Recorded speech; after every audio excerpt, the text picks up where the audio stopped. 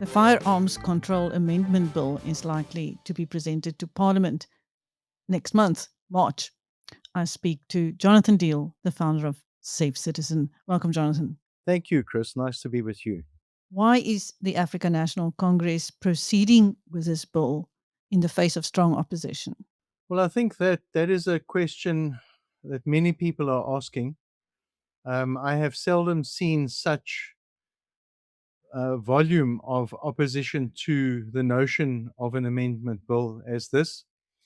And I have seldom seen actually such a facile and poorly drafted piece of legislation, something that if it were to come to pass is basically unenforceable and will have an enormous effect on a negative effect on the population of South Africa. The only conclusion, and this is not my conclusion alone, it is now becoming a de facto theme running through social media and legislative circles, is that the ANC is simply pursuing an ideological agenda. It is probably based on their antique ideology, but it is a very serious piece of legislation were it come to pass. And quite clearly, the reasons that they have put forward for this bill, in inverted commas, to enhance public safety, will have exactly the opposite effect.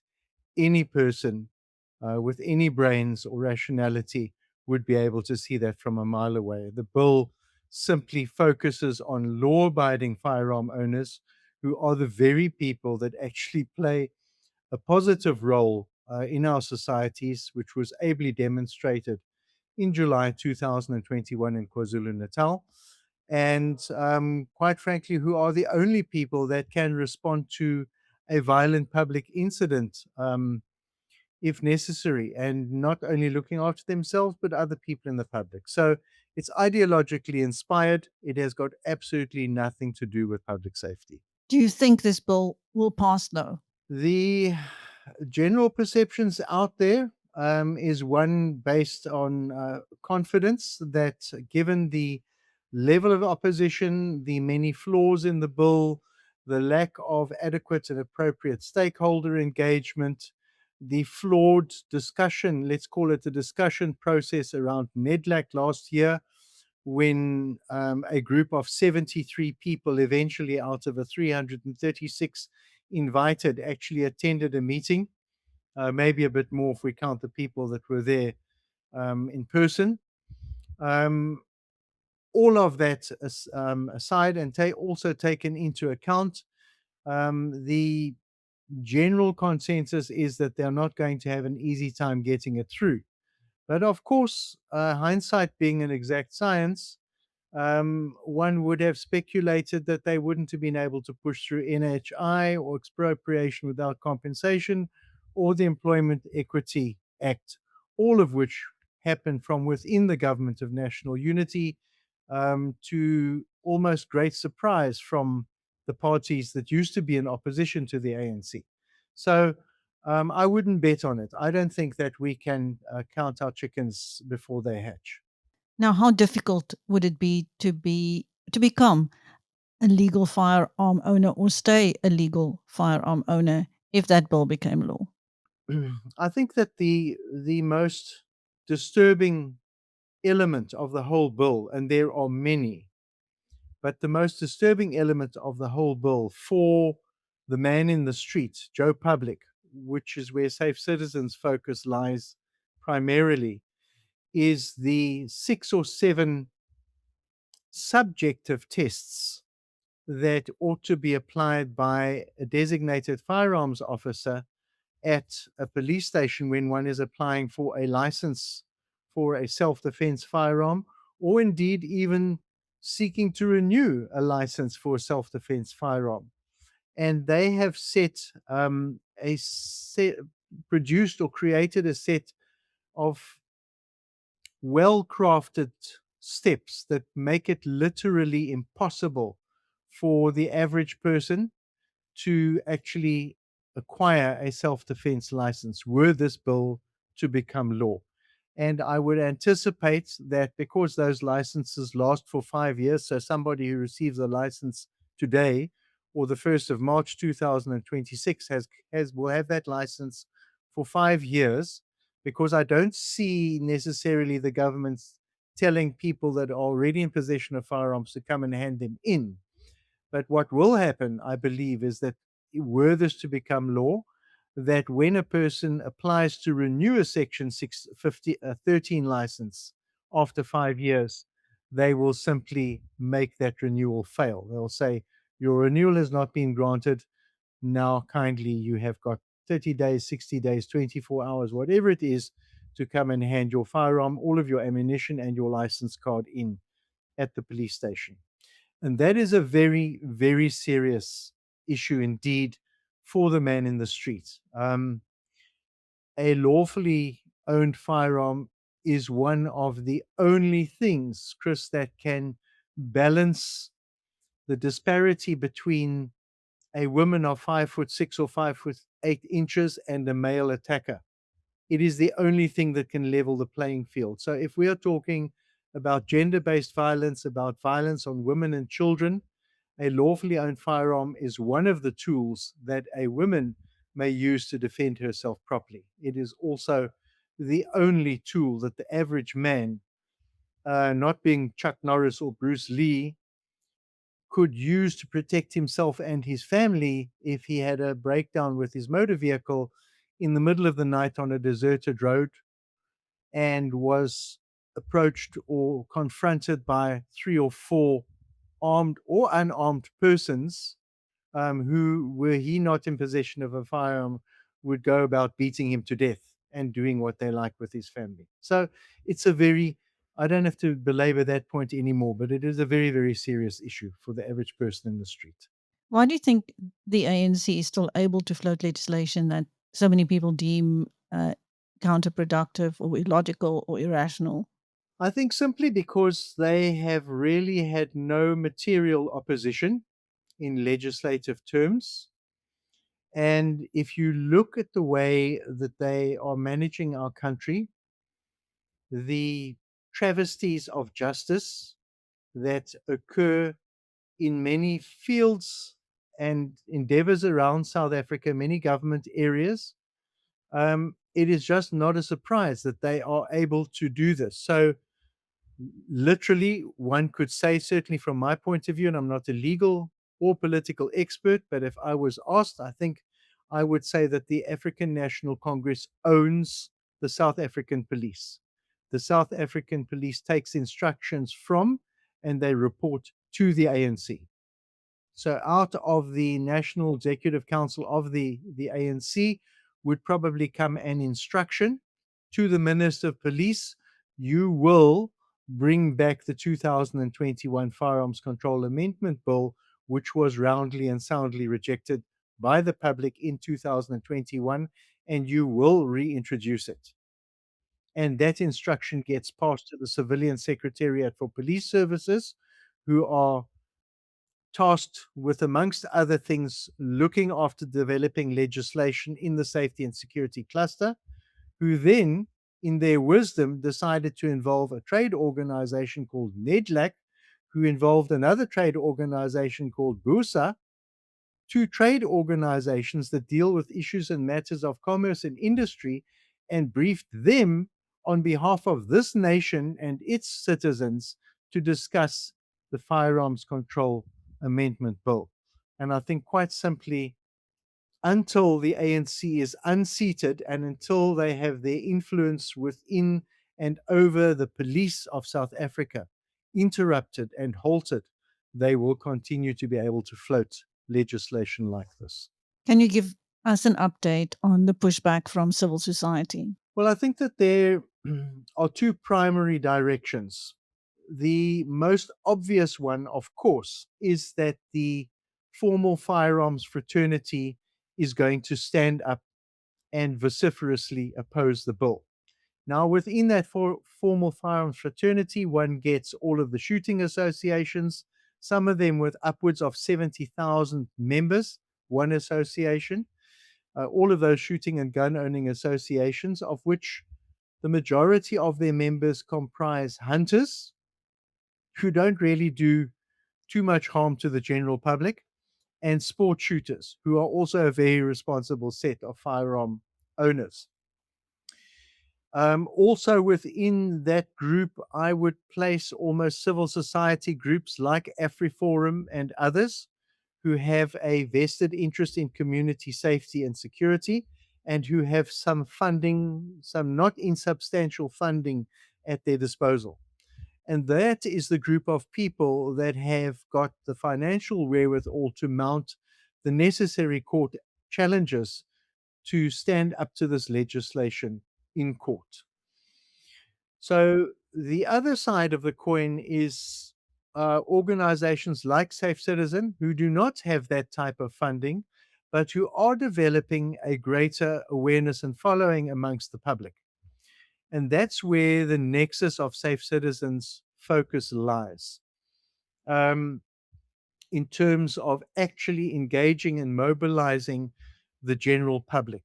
Because if one looks at the number of formal sport shooters and citizens represented by membership in the formal firearms fraternity, it would maybe reach 3 or 4% of the population of South Africa. We need a lot more than that to get the attention of the government for people out of their voter base, their traditional voter base, to be saying, we do not support this type of legislation. We do not support you stripping the commercial security industry of their ability to look after us, because that's another ideological push of the government, is to disarm the commercial security industry, that itself being more than 4 times the size of SAPS. And it doesn't make the government very comfortable. So that's really the civil route and the formal route that one would expect in opposition. This is where the unthinkable happened. They just came here and took his car. No. I sold it to them. What's this? It's crime scene tape. Did they pay you at least? Within 15 minutes, money was in my account. Were you happy with the number they brought you? I got almost the same price as what I paid for the car. Everything was easy, everything was painless. Well, there you have it, South Africa. With We Buy Cars, you won't come short. I'll tell you really. 1.93. We Buy Cars, the easiest way to sell your car by far. What is the most effective way for civil society to fight these abuses of state authority? Well, I think that the best vehicle to achieve that is the vehicle that brought the ANC into power in the first place, and that is the voting public. And for a long time, for many years in the startup of Safe Citizen, which is now 6 years old, we were very much allied to the formal firearms fraternity. And we still are, in terms of the intrinsic role that firearms play in a civilized society. But what has become very clear to me is that we need to mobilize the public in South Africa. The face of Safe Citizen has to change. Quite simply put, anybody looking at me on this broadcast of yours can't help but notice that I'm white, old, wrinkled, with gray hair. And that is not the demographic that is representative of the majority of South Africans, and it is not the demographic that captures the imagination and the attention of government. And I'm absolutely delighted to say that in the development of a very comprehensive and competent team of volunteers of late, we have had join us some well-connected and high-powered persons, black persons, who are well-connected in the black business and social media community. And these people, as this starts getting started, I could put it simply to say that they are going to give the government chest pains, because the government has worked for a very long time to separate the formal firearms fraternity from the average black gun owner in South Africa. And we are now together, and that alliance is growing, and the news will start spreading. And we have social media on our side. We have alternative media on our side, like Biz News, like publications like Newsday, people who are not scared or reticent to actually break the mold of mainstream media and report news as it is and not necessarily the narrative that they are authorized to report. So, with this move to restrict legal gun ownership, what efforts have you seen from government to deal with illegal gun ownership? Very little. Safe Citizen submitted a comprehensive document to government at the beginning of January. In fact, I launched it on the Biz News interview of that day. Do you know that we have had one informal response from the government departments to whom that was delivered electronically and by hand? And that informal response came from my counterpart at the Civilian Secretariat for Police Services, simply because of the dialogue that I enjoy with that person fairly regularly. Not a word from the President's office, not a word from the Minister of Police. So they have completely ignored it. And I think that many people reading that, certainly people that are following this debate, are probably looking at it and reading it and saying, is Safe Citizen smoking their socks? Do they think that this document is going to make the ANC have a change of heart? No. Actually, I'm not naive enough to believe that that will happen. But what we have done is presented them with a well-researched document with some plausible proposals and suggestions that may not simply be ignored or dismissed out of hand.